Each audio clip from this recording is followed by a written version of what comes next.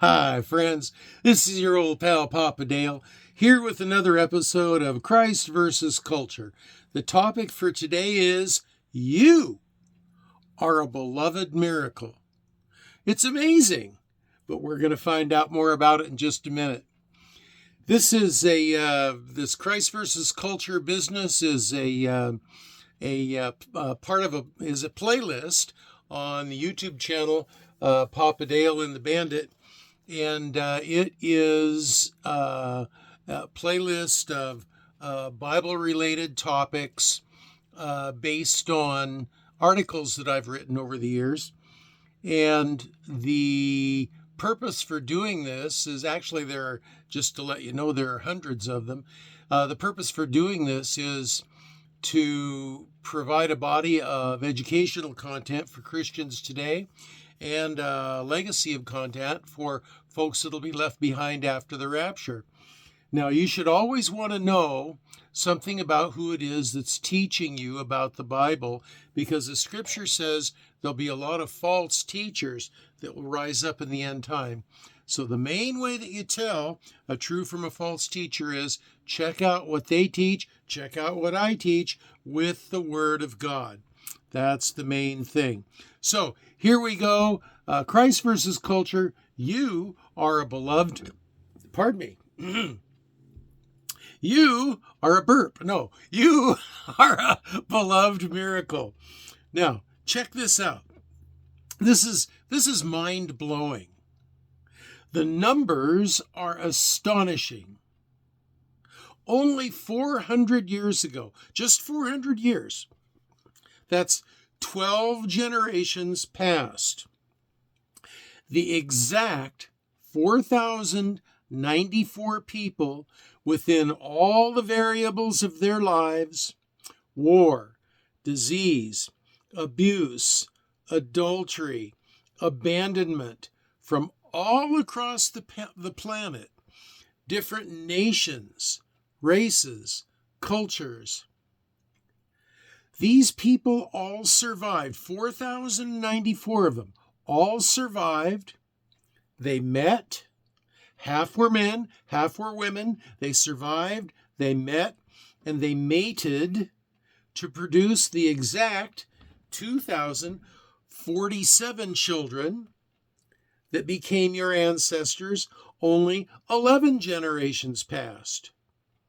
So 4,094 people, 12 generations past, 2,047 people, 11 generations past, and this process repeated over 12 generational cycles and involved thousands of people to finally reach your parents who produced you. Isn't that astonishing? It's just amazing. And even more astonishing, at each mating out of an average of 100 million sperm cells that were deposited when they mated, the exact seed had to fertilize the exact egg to become the next ancestor. And then that process also had to repeat over 12 generations and was multiplied times thousands of matings to finally reach your parents who produced you. It's just mind-boggling. The slightest variation in that chain of events, you would not exist. Now, the statistical probability that you would ever exist is less than 1 out of the total number of all the atoms in the universe, or less than 1 in 10 to the 82nd power. That's 10 followed by 82 zeros. That's only calculating 400 years. 400. 400 years. Yet, before the foundation of the entire world, God knew you were going to be created, planned for you to be created, orchestrated all those events for you to be created because he loved you. And before the foundation of the world, he decided he wanted you to be his forever friend eternally. So that he could, this according to Jeremiah 1 verse 5. So he wants to adopt you into his family and love you like a son. Isn't that just amazing? Now I heard a story recently about these two boys who were signing up to play baseball. And the registrar that was registering them to sign up to play baseball saw Johnson boys, okay, fine. But she noticed that they were both about the same age. And so she looked at the applications, and she found out that they were about 10 months difference in age. And so she was curious about, no, it wasn't 10 months. It was only 6 months difference in age. And she was curious about that because pretty hard for a woman to have a baby and then 6 months later have another baby. And so she asked the boys, she said, so now you boys, you're brothers, right? And they go, yep, we're brothers. And she goes, well, I don't understand this because there's only 6 months difference in your ages. How can that be? And the boys just kind of giggled and said, oh, we get asked that all the time. And she said, well, what's the answer to my question?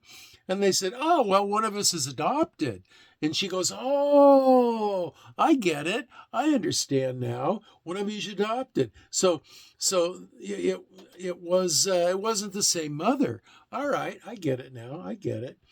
And so she finished registering them, and the boys were all happy and tussling with one another, and they started to run off all excited. They were going to play baseball, and she said, hey, boys. And they turned around and said, what? And she said, so which one of you is it that's adopted? And the boys laughed, and they said, you know what? We always ask our dad that, and he always says, I don't remember. And you know what? That's just like God. God just doesn't remember. He treats you as an adopted child. He treats you just as if you were his natural born child. In every way, you inherit everything that he has.